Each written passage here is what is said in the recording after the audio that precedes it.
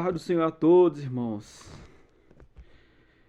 Bom, nós vamos dar continuidade ao estudo da Palavra de Deus e nós vamos estudar nesse dia de hoje, capítulo 3 do Evangelho de Mateus.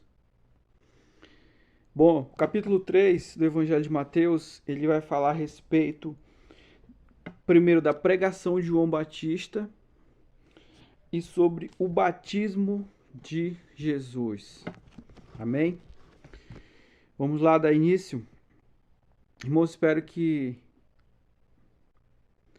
eu espero muito em Cristo que esse estudo ele esteja ajudando muitos irmãos, que a semente que o Senhor, que o Espírito de Deus ele está plantando, ele venha dar o crescimento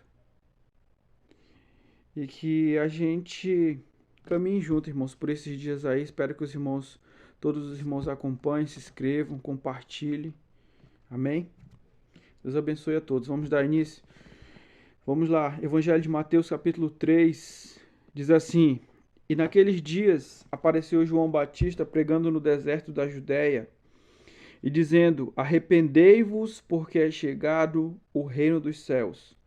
Porque este é o anunciado pelo profeta Isaías, que disse: Voz do que clama no deserto, preparai o caminho do Senhor, endireitai as suas veredas.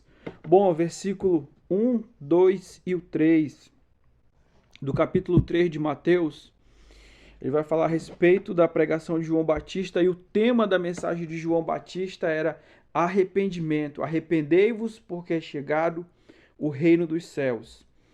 No verso 3 vai dizer: Porque este é o anunciado pelo profeta Isaías, voz do que clama no deserto, preparai o caminho do Senhor, endireitai as suas veredas. Então aqui, a Bíblia está mostrando, faz uma referência ao Antigo Testamento, daquilo que já foi anunciado, ou seja, João está reafirmando aquilo que está escrito, aquilo que foi profetizado por Isaías. Amém? Verso 4.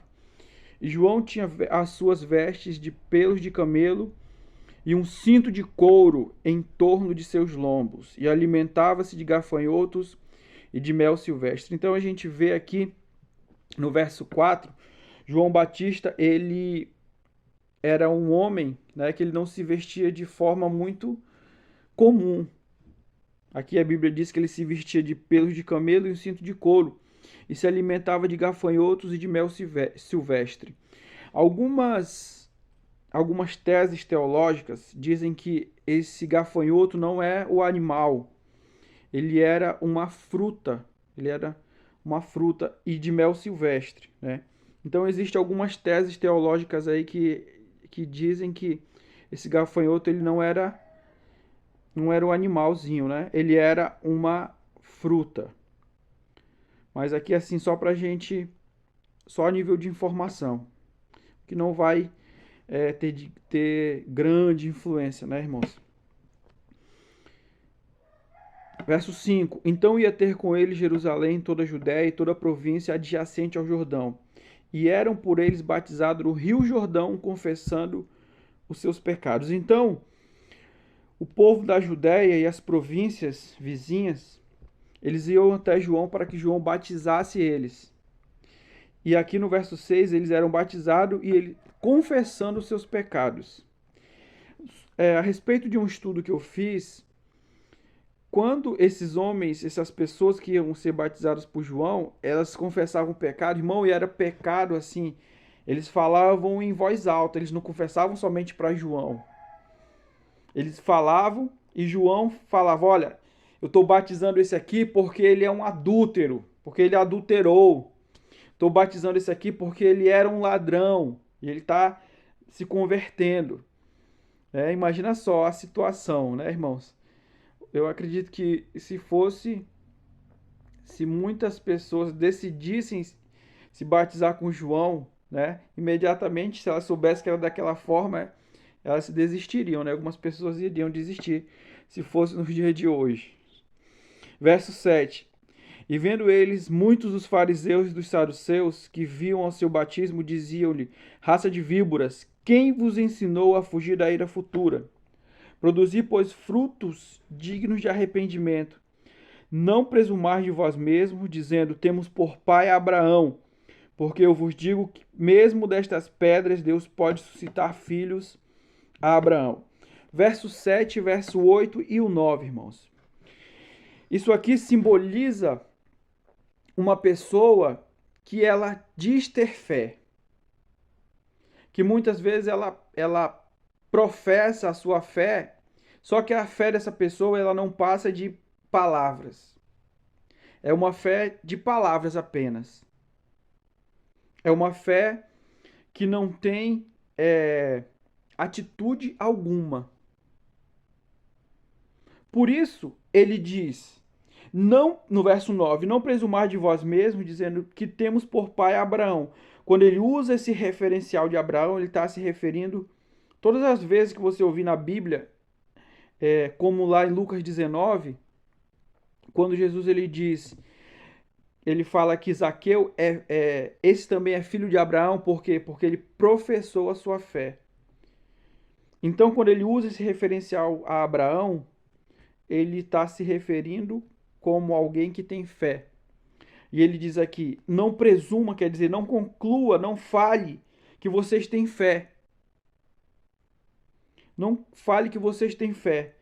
Mas no verso 8 ele diz, produzi, pois, frutos dignos de arrependimento. Quer dizer, a sua fé, depois de você professar a sua fé, posterior a isso, tem que ter uma atitude. E essa atitude qual é? É uma atitude de arrependimento. Então aqui simboliza muitas pessoas, muitos cristãos, né, que dizem ter fé, mas não ora. Tem fé, mas não lê a Bíblia. Tem fé, mas não vem para a igreja. Tem fé, mas a fé dele é igreja Cristo em casa. Tem fé, mas a fé dele é congregar pelo YouTube. Isso não existe, irmãos. Isso não existe. A fé, ela deve ser posterior à sua fé, à minha fé, ela tem que ter atitude seguida da declaração de fé, precisa haver uma atitude. Vamos lá, verso 10. E também agora está posto o machado à raiz das árvores. Toda árvore, pois, que não produz bom fruto, é cortada e lançada no fogo. Então aqui, mais uma vez, né, usa aqui a simbologia de uma árvore. Quem são as árvores? Árvores somos nós, que precisamos produzir frutos que glorifiquem a Deus, que adorem ao Senhor, que glorifiquem ao Senhor Jesus. E ele diz, agora está posto o machado à raiz das árvores. Quem é essa raiz? Ou quem é esse machado? O machado é o próprio Deus. É o próprio Deus que corta, que descarta aquela pessoa que é improdutiva. Aqui, mais uma vez, continua a ideia que aquele que não produz fruto, aquele que diz ter uma fé e a sua fé não tem atitude, não tem obra, ela é uma fé morta. Ela é uma fé que ela é descartável. Verso 11. E eu, em verdade, vos batizo com água para o arrependimento, mas aquele que vem após mim é mais poderoso do que eu, cujas alparcas não sou digno de levar, e ele vos batizará com o Espírito Santo e com fogo. Então, verso 11, João está falando, eu vou batizar vocês com água para arrependimento, né? Só que ele diz, mas o que vem após mim, ele vos batizará com o Espírito Santo e com fogo. Batismo com o Espírito Santo é para que nós sejamos equipados pelos dons do Espírito. Batismo com o Espírito Santo para que a gente seja capacitado a fazer a obra de Deus. E com fogo. Fogo é um processo de purificação.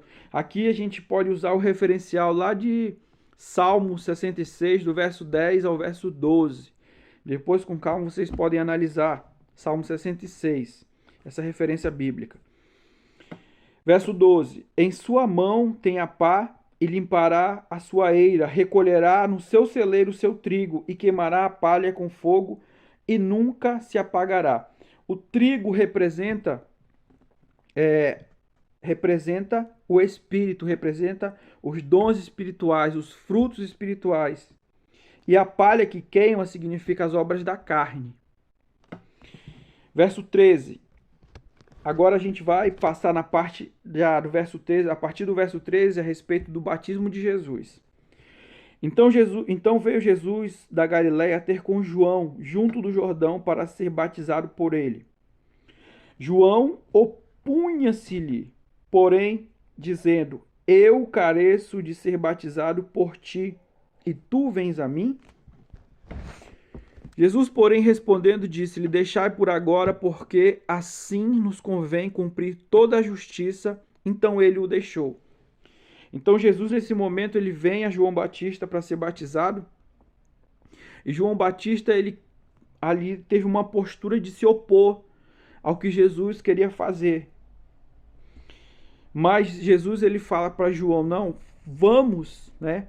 Deixai como está, deixai por agora, porque assim convém cumprir a justiça. Então ele o deixou. Verso 16. E sendo Jesus batizado, saiu logo da água, e eis que se lhe abriram os céus, e viu o Espírito de Deus descendo como pomba e vindo sobre ele. E eis que uma voz dos céus dizia: Este é o meu Filho amado, em quem me comprazo. Aqui nós chegamos no momento chave desse capítulo. Logo após o batismo de Jesus, Deus se manifesta. A Bíblia aqui diz que abriram os céus, o Espírito de Deus desceu como pomba e veio sobre Jesus. O Espírito de Deus, ele veio sobre Jesus e Deus diz: Este é o meu Filho amado, em quem me comprazo. Naquele momento o Espírito Santo estava vindo sobre Jesus. E aqui é o momento chave para as nossas vidas, irmãos. Porque nesse momento que o Espírito de Deus ele vem sobre Jesus em forma de uma pomba, nesse momento acontece uma revelação. A revelação da identidade de Cristo Jesus. A identidade de Cristo, em outras palavras, Deus estava dizendo para Jesus: Você é o meu filho. Ou seja, foi com esse propósito que eu te criei. Foi com esse objetivo que você nasceu. Foi com esse objetivo que você veio ao mundo. Esse é o momento chave da revelação da identidade de Cristo. Meus irmãos, esse aqui é um pilar da nossa vida, que é o pilar que nós precisamos trabalhar todos os dias. É um pilar da nossa vida que nós precisamos desenvolver. Aqui está o motivo de muitas pessoas nesse momento estarem em depressão, estarem frustradas, sem expectativa.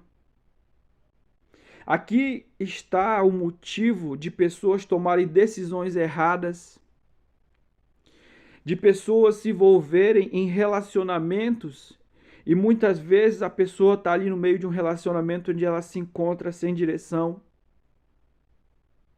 onde ela não sabe o que fazer, onde ela não sabe que atitude ela tem que tomar e muitas vezes nem o que tem que falar.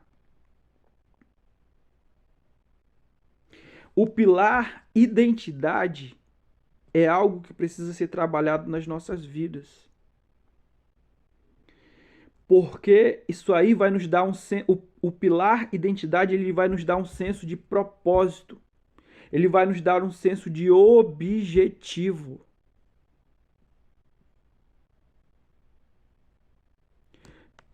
Reflete comigo um pouco nessa manhã. Se você conhece a sua identidade em Cristo,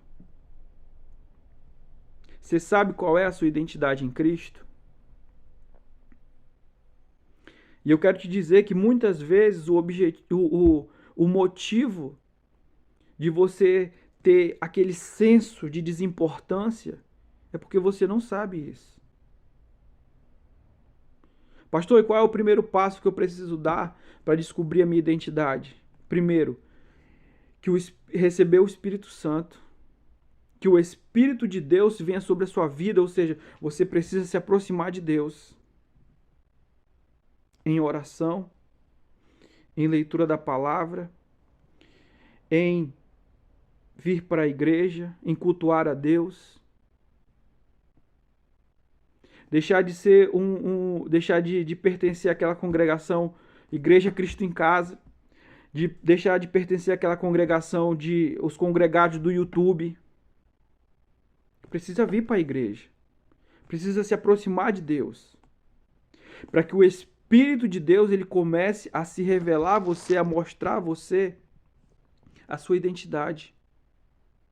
Para que a partir de então você comece a ter esse sentimento de importância, esse sentimento de objetivo, aquilo que ao seu chamado que ele vem, sabe, do fundo da tua alma. Aquilo que vem do fundo da tua alma e muitas vezes você vai falar para você mesmo, eu nasci para fazer isso.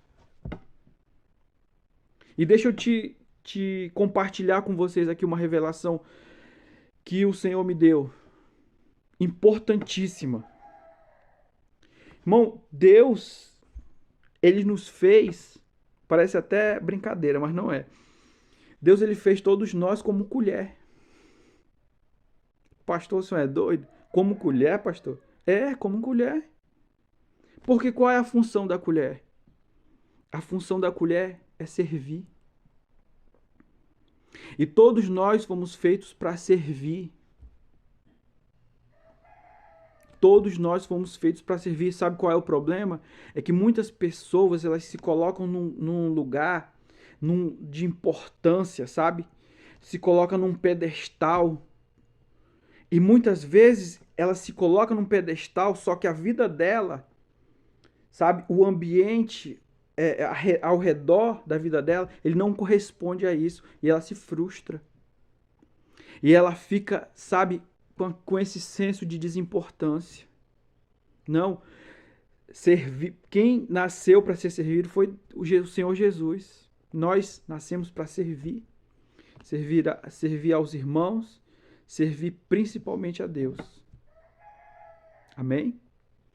Queridos, que nessa manhã o Espírito Santo de Deus, ele coloque no seu coração, coloque no meu coração o desejo forte, o desejo veemente de cada vez mais se aproximar dele, de cada vez mais servir a ele, que o Espírito do Senhor ele se revele a você, te mostrando a sua identidade para o quê? Para você caminhar em cima de um propósito, em cima de uma palavra. Amém? Vamos orar nessa manhã. Senhor, em nome de Jesus, eu abençoo a cada um, Pai, que está ouvindo esse estudo, Senhor. Que o Senhor venha, meu Deus, revelar-se, Senhor, de maneira profunda, de maneira impactante a cada um que está ouvindo, Senhor. Pai, desperta o teu povo, Senhor. Levanta, meu Deus. Aviva, Senhor, a tua obra, o ministério de cada um, Senhor. Pai, eu abençoo cada um que está ouvindo, Senhor. Em nome de Jesus. Amém. Amém, meus irmãos. Fique com Deus. E querendo Deus, até amanhã.